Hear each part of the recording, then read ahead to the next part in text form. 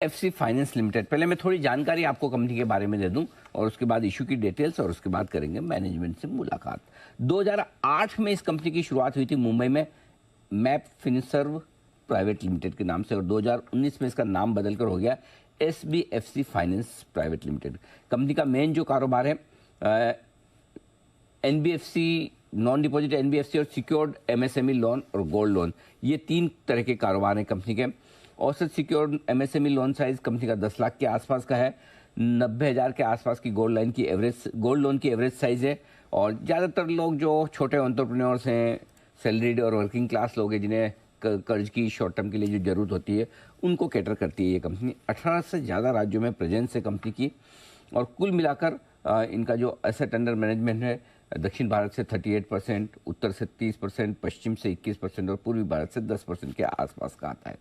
Issue की जानकारी पहले मैं आपके सामने रख देता हूँ। 3 अगस्त यानी कि कल खुलेगा ये इशू और 7 अगस्त को होगा बंद। प्राइस बैंड सिर्फ 54 से 57 रुपए। जी हाँ, 54 से 54, 57, ये आपका प्राइस बैंड हो गया। ठीक है, 260 शेयरों के लॉट में आप अप्लाई कर सकते हैं, और अगर आप एक सिंगल लॉट की एप्लीकेशन लगाना चाहते हैं तो आपको देने होंगे 14,820 रुपए। इशू साइज कितनी है? 1,025 करोड़। उसमें से 600 करोड़ तो है फ्रेश इशू जो कंपनी में जाएगा पैसा, और 425 करोड़ का ऑफर फॉर सेल है जो अभी एग्जिस्टिंग इन्वेस्टर्स हैं वो थोड़ा बेच रहे हैं। मार्केट कैप हो जाएगा 6,100 करोड़ रुपए के आसपास। ये है इशू की पूरी डिटेल्स। आइए दो खास मेहमानों से आपकी मुलाकात करवाई जाए। असीम ध्रुव साहब हमारे साथ कार्यक्रम में शामिल हो रहे हैं। कंपनी के मैनेजिंग डायरेक्टर भी हैं और सीईओ भी। और ध्रुव साहब गुजरात यूनिवर्सिटी से सर ने कॉमर्स में बैचलर्स की डिग्री हासिल की है। आप चार्टर्ड अकाउंटेंट भी है, आईसीडब्ल्यूए के भी मेंबर हैं, यानी कि IC cost and works accountant वाला भी कोर्स किया है, आपने मेंबरशिप ली है। बैंकिंग इंडस्ट्री का सर को 25 साल से ज़्यादा का अनुभव है। 2017 से इस कंपनी के साथ में है और इससे पहले बैंकिंग सेक्टर में काम करने का लंबा बड़ा गहरा अनुभव है। नाम में आपको बताऊं, HDFC bank, HDFC securities, HDB financial services, वो भी एचडीएफसी ग्रुप की कंपनी है। इनके साथ मतलब एचडीएफसी ग्रुप में सर ने बड़ा लंबा समय बिताया है और रोजगारी बायोटेक जैसी कंपनियों के साथ भी जुड़े रहे हैं। एक और खास मेहमान महेश दयानी साहब हैं जो कंपनी के चीफ बिजनेस ऑफिसर हैं, सीबीओ। आप भी 2017 से कंपनी के साथ जुड़े हैं। कंपनी के डिस्ट्रीब्यूशन, प्रोडक्ट्स, मार्केटिंग और प्रॉफिटेबल ग्रोथ लाने की जिम्मेदारी महेश सर की है। आपने कोलकाता यूनिवर्सिटी से कॉमर्स में बैचलर्स किया है। आईसीएफआई बिजनेस स्कूल हैदराबाद से आपने पोस्ट ग्रेजुएशन किया है, यानी कि सीएफए। होलसेल और रिटेल बैंकिंग का 22 साल से ज़्यादा का अनुभव महेश सर का है। और आप भी आईसीआईसीआई, कोटक, एचडीएफसी तीनों बैंक में काम कर चुके हैं, तो गजब का बैंकिंग का अनुभव है। आप दोनों का बहुत बहुत स्वागत है सर। धन्यवाद समय देने के लिए जी बिजनेस पर। कल आपका आईपीओ खुलने जा रहा है, तो सबसे पहले असीम सर आपके पास आता हूँ। समझाएं सर कि आपकी कंपनी का क्या खास कारोबार है। और वैसे तो सर एनबीएफसी बहुत सारी है, लिस्टेड भी बहुत है, अनलिस्टेड भी बहुत है। आपकी कंपनी खास तौर से कैसे पोजीशन है, ये समझाइए। तो हमने सालों से देखा है कि जो छोटे बिजनेसेस हैं छोटे शहरों में, उन तक फाइनेंस अभी तक पहुंच नहीं पा रहा है। तो इतने सारे बैंक है, इतने सारे एनबीएफसी है और अलग अलग प्रोडक्ट के माध्यम से पहुंचने की कोशिश कर रहे हैं, पर फिर भी जो टोटल अपॉर्चुनिटी है, तो इस देश में करीबन 6.5 करोड़ छोटे छोटे बिजनेसेस है और only about 8% get any form of organised finance. तो बाकी जो है वो डिपेंडेंट है और मार्केट बोरोइंग से, जो बहुत ही हाई रेट ऑफ इंटरेस्ट से उन्हें मिलता है। तो हमारी कोशिश ये है कि एक ऐसी एनबीएफसी बनाई जाए जो ये छोटे बिजनेसेस पे फोकस करे छोटे शहरों में। तो अभी हम 16 स्टेट में प्रेजेंट है, जहां पे हम 150 ब्रांच खोले हुए हैं और हम 200 शहरों में वहां से केटर कर रहे हैं ये 150 ब्रांचेस से। तो कोशिश ये है कि अच्छा प्रोडक्ट अच्छे प्राइस पे फेयर टर्म्स पे ये छोटे बिजनेसेस को पहुंचाया जाए। तो असीम सर आपने एक बिजनेस में एक इंटरेस्टिंग चीज जो कि इसमें लिखी हुई है कि सिक्योर्ड एमएसएमई लेंडिंग। ये समझाएं कि एग्जैक्टली सिक्योर्ड एमएसएमई लेंडिंग क्या है और क्यों आप सिक्योर्ड में ही हैं, क्यों अनसिक्योर्ड में नहीं? तो जनरली फाइनेंशियल सर्विसेज में कोई भी लोन 2 प्रकार की होती है, या सिक्योर्ड या अनसिक्योर्ड।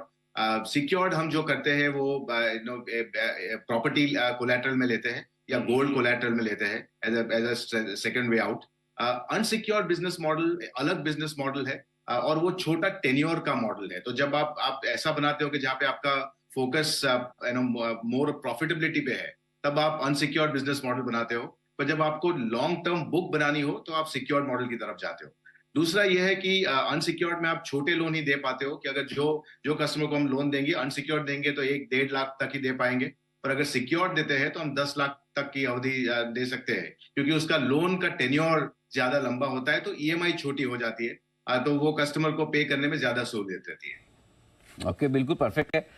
महेश सर, आपसे आईपीओ के बारे में थोड़ी सी जानकारी लेना चाहता हूँ, क्योंकि 600 करोड़ तो आपका जाएगा कंपनी को। तो एक तो ये बताएं कि सर इसका इस्तेमाल कहाँ होगा, कैसे होगा, और दूसरा 425 करोड़ की जो आपकी है वो ऑफर फॉर सेल है, उसमें कौन से इन्वेस्टर्स बेच रहे हैं और क्यों?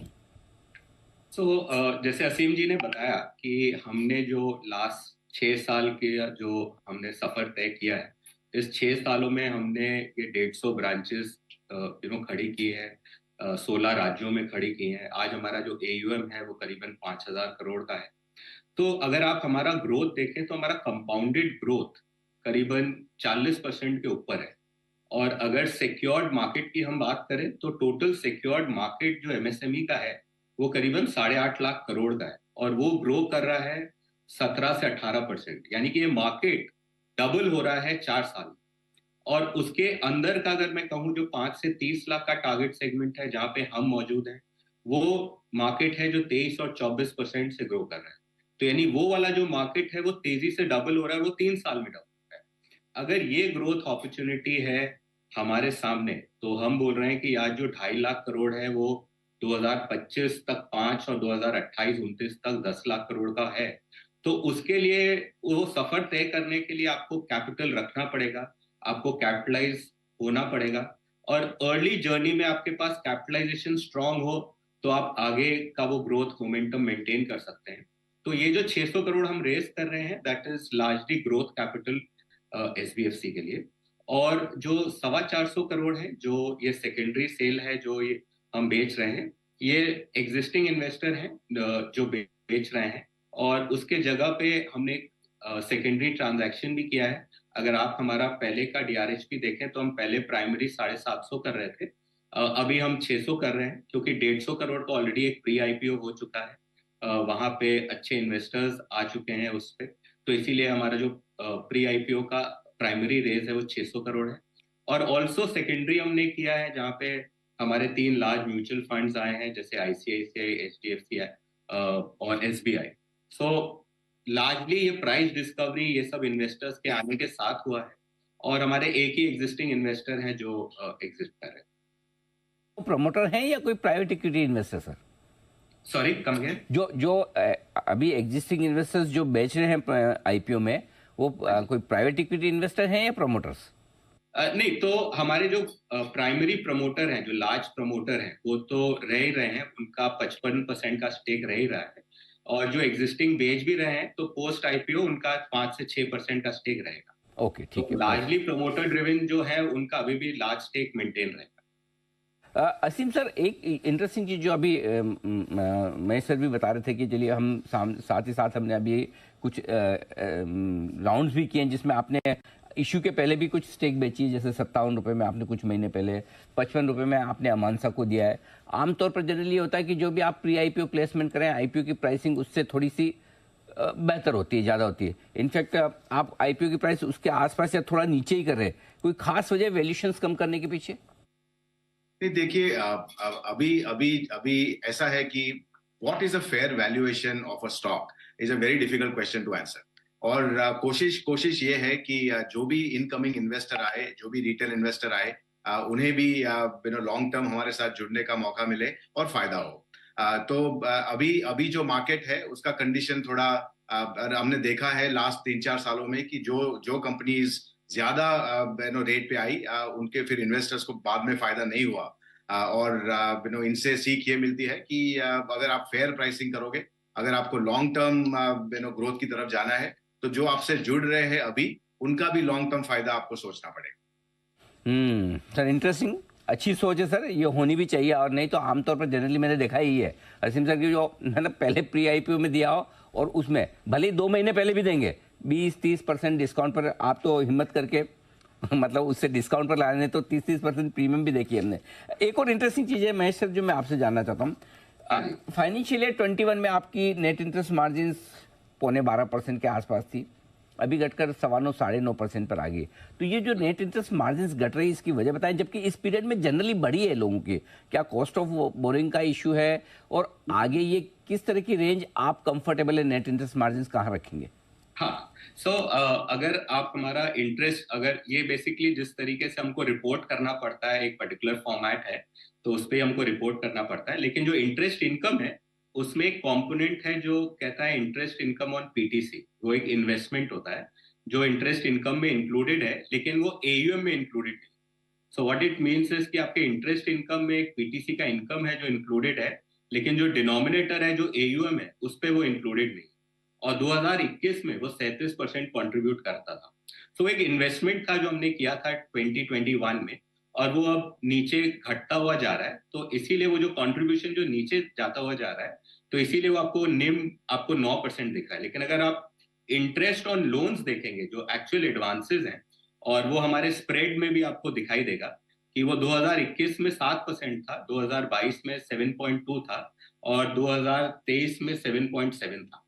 तो अगर जो मेरा कोर इनकम अगर आप देखें, तो वो हमारा उस ट्रेजेक्ट्री में जा रहा है, और हमारा निम अभी लार्जली स्टेबल है, excluding the PTC income, at between 9 to 9.25, which I would consider a very healthy NIM to be maintained. एक और चीज जिस पर राय लेना चाहता हूँ, वो ग्रॉस और नेट लेवल पर एनपीए। मैं सर आपसे से पूछ रहा हूँ, मैं थोड़ा सा इंडस्ट्री एवरेज से ज्यादा है। आपके ग्रॉस एनपीए लगभग 2.5% के आसपास है, एनपीए 1.5% से थोड़ा सा कम है। तो लेकिन अगर मैं कंपेयर करूँ आवास, होम फर्स्ट, एप्टेस वगैरह से, तो उनके मुकाबले में थोड़े ज्यादा। इसकी कोई खास वजह, और किन लेवल्स पर आप देखते हैं कि कंफर्टेबल रहेंगे आप इन एनपीएस पर? तो अगर हम देखें, तो एक तो होम लोन का एक सेपरेट सेगमेंट रहता है, तो उनका एक एनपीएल लेवल्स बड़े डिफरेंट रहते हैं। उनके लार्जली सब 2% रहते हैं ऑन एन एवरेज। ओके। मगर अगर आप हमारा इंडस्ट्री सेगमेंटेशन देखें, जो मैं आपको कह रहा था 8.5 लाख करोड़, और हमारा सेगमेंट 2.5 लाख करोड़ है, ये लार्जली नॉन होम। तो अगर आप इंडस्ट्री डेटा देखेंगे हमारे सेगमेंट का, तो वहां पे 4.2% है as a gross NPA for that particular market. उसके अगेंस्ट में हम 2.5 पे हैं, और करीबन हमने 1.4% का हमारा नेट एनपीए है। हमारी हर बार की इच्छा ये रहती है कि हम हर बार अपना जो कवरेज है, जो प्रोविजन कवरेज है, वो हम एवरी ईयर इम्प्रूव करते रहे। तो अगर आप 2021 में देखें, तो हमारा प्रोविजन कवरेज 38% था, फिर 2022 में 40% है, और 2023 में 42%। सो हम बेहतर हैं इंडस्ट्री से। दी एस्पिरेशन इज कि हम बेहतर करते रहें than the industry. But I think home loan और ये नॉन होम लोन है, तो ये दोनों डायनामिक्स बड़े डिफरेंट हैं, और इनके जो पैरामीटर्स और बाउंड्रीज हैं वो भी slightly different. So I would say compare to industry, we are probably better than the industry. Okay, तो ये आपके लिए सारा का सारा एनपीए। एक और चीज जो असीम सर आपसे जानना चाहता हूँ, आपने एक पिछले साल एक सब्सिडी कंपनी भी बनाई है अफोर्डेबल हाउसिंग को के कारोबार को लेकर। बताएं सर, यहाँ क्या प्लान है आपके, और क्या इसकी जो सारी परफॉर्मेंस होगी वो एसबीएफसी में ही काउंट होगी, पूरी 100% सब्सिडी है, किस तरह का स्ट्रक्चर है, और इस बिजनेस में कितना स्कोप आप देख रहे हैं? जी, तो जैसे हम हमारी कंपनी का बेसिक जो पर्पस है वो स्मॉल बिजनेस फाइनेंस कंपनी, तो एसपीएफसी का हमारा लिए मतलब है स्मॉल बिजनेस फाइनेंस कंपनी। तो फोकस ये है कि जो छोटे बिजनेसेस है उनको जो भी प्रोडक्ट्स चाहिए वो उनको हम हाजिर करें। और जैसे हम ये एमएसएमई लोन्स में गए, ऐसे हमको नजर आता गया कि ये जो कस्टमर है, उन्हीं कस्टमर को होम लोन की भी जरूरत है, जो आज हम पूरी नहीं कर पा रहे। तो इसीलिए हमने एक 100% सब्सिडरी खोली है, और अभी आरबीआई को अप्लाई किया है लाइसेंस के लिए। और वहां पे कोशिश ये रहेगी कि हम होम लोन्स दें इन्हीं कस्टमर को जिनको अभी हमने एमएसएमई फाइनेंस किया है। परफेक्ट है सर। एक और बिजनेस जो बड़ा तेजी से ग्रो कर रहा है, सिम सर आपसे राय लेता हूँ, गोल्ड लोन। आजकल लगभग हर बैंक को गोल्ड लोन करना है, तो आपके लिए कंपटीशन बढ़ रहा है, या इसमें अभी भी बहुत स्कोप नजर आता है? क्योंकि आपकी कॉस्ट ऑफ फंड तो ज्यादा रहेगी बैंक से, और स्पेशली आजकल सरकारी बैंक को सबको गोल्ड लोन करना है। तो कैसे इस बिजनेस को कैसे देख रहे हैं आप? नॉर्मली गोल्ड लोन में दो प्रकार के लोन्स होते हैं। एक तो जो कंज्यूमर रिलेटेड गोल्ड लोन्स होते हैं, द B2C गोल्ड लोन्स, और एक बिजनेस रिलेटेड गोल्ड लोन्स होते हैं जो B2B गोल्ड लोन्स होते हैं। तो आप देखेंगे कि जो सारी गोल्ड लोन एनबीएफसीज है और सारी बैंक्स है, वो कंज्यूमर रिलेटेड गोल्ड लोन्स करती है, जहाँ पे छोटे छोटे कस्टमर जाके छोटे छोटे लोन्स लेते हैं। हमारी कोशिश ये रहती है कि हम बिजनेसेस जो हमारे वही जो एमएसएमई कस्टमर है उनको बिजनेस के वर्किंग कैपिटल के लिए लोन हम दें। तो आप देखेंगे कि एवरेज टिकट साइज जो कंज्यूमर लोन की होती है वो 40 से 50 हजार की होती है और हमारी 90,000 से 1 लाख के करीब होती है। तो सेगमेंट अलग है, प्राइसिंग अलग है, अप्रोच अलग है, प्रोडक्ट अलग है, पर underline gold loan is the same concept. और जैसे आपने कंपटीशन बताया, तो एक फाइनेंस कंपनी में कंपटीशन तो रहेगा। आप प्रोडक्ट में ज्यादा डिफरेंशिएशन नहीं कर सकते क्योंकि it's a very highly regulated business.